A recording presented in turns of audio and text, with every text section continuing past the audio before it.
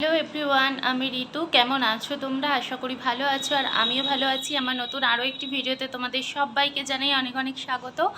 সকালবেলা ঘুম থেকে উঠলাম, এই সবে উঠে সারাদিন কী করি সবটাই তোমাদের সাথে শেয়ার করব, তোমরা সাথে থাকো। আর আজকে বাইরের ওয়েদারটা কিন্তু অসম্ভব সুন্দর, তো চলো তোমাদের দেখ। রান্নাঘরেতে গিয়েছিলাম এই যে কফি বানাতে। সকালবেলা গরম জলে কফি খাওয়াটা খুবই ইম্পর্টেন্ট, তাই কফিটা আমি এখন খেয়ে নেব। ঘড়ি কাটায় 11:30টার মতো বেজে গেছে, তো ভাবলাম রান্নাটা তাড়াতাড়ি করে সেরে নিই। তো আজকে রান্না করব ডিমের ঝাল। কিভাবে করি সেটাই তোমাদের সাথে শেয়ার করব। জানি তোমরা অনেকেই ডিমের ঝাল করতে পারো, তবে আমি কেমন করে করি সেটাই শেয়ার করব। অনেকে ডিমকে সিদ্ধ করে হলুদ মাখিয়ে তারপর ভাজে, কিন্তু আমি এখানে শুধুই তেলের মধ্যে ডিমটাকে দিয়ে দিয়েছি। দিয়ে আঁচটাকে হালকা করে ভেজে নিলাম। এবার উপর থেকে আমি পেঁয়াজ কুচিটা দিয়ে দিলাম, দিয়ে অনেকক্ষণ ধরে একটু নাড়াচাড়া করব। তোমরা কেউ যদি এইভাবে করো অবশ্যই আমাকে জানিও। এটা কিন্তু একদম হোটেলের যে ডিম কারি হয় সেরকম খেতে হয়। এখানে আমি রসুন কুচি আর আদা আর কি ওই ঘেঁষানো, এই দুটোকে দিয়ে ভালো করে মশলাটাকে কষিয়ে নিয়েছি। কষানো হয়ে যেতে পরিমাণ মতো লঙ্কা গুঁড়ি দেব, হলুদ গুঁড়ি দেব, আর একটু নুন দেব। দিয়ে ভালো করে এটাকে কষাতে হবে।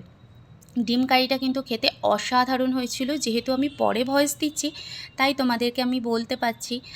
তো বন্ধুরা, তোমরা কে কে আমার কোথা থেকে ভিডিও দেখছো অবশ্যই কিন্তু আমাকে কমেন্ট বক্সে একটা করে কমেন্ট করো, আর লাইক করতে প্লিজ ভুলো না।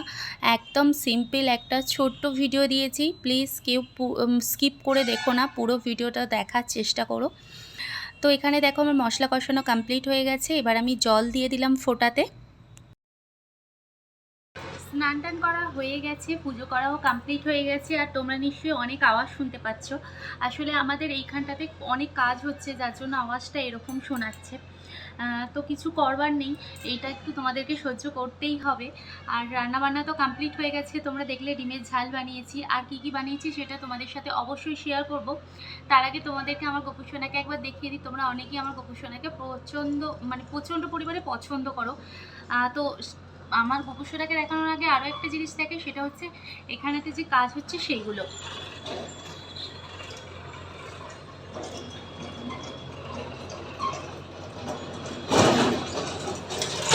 দেখতে পাচ্ছ কীরকম কাজ হচ্ছে। তো চলো এবার আমার গপুকে দেখাই। এই যে দেখো আমার পুজো করা কমপ্লিট হয়ে গেছে, গপু সুন্দরী বসে রয়েছে। আর চলো কি কি রান্না করেছি সেটা তোমাদের সাথে একটু শেয়ার করি।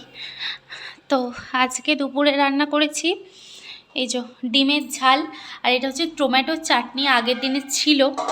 আর এখানে তো ভাত আছে, আর এখানে আছে বেগুন ভাজা, শাক ভাজা, আর আছে নিম আলু।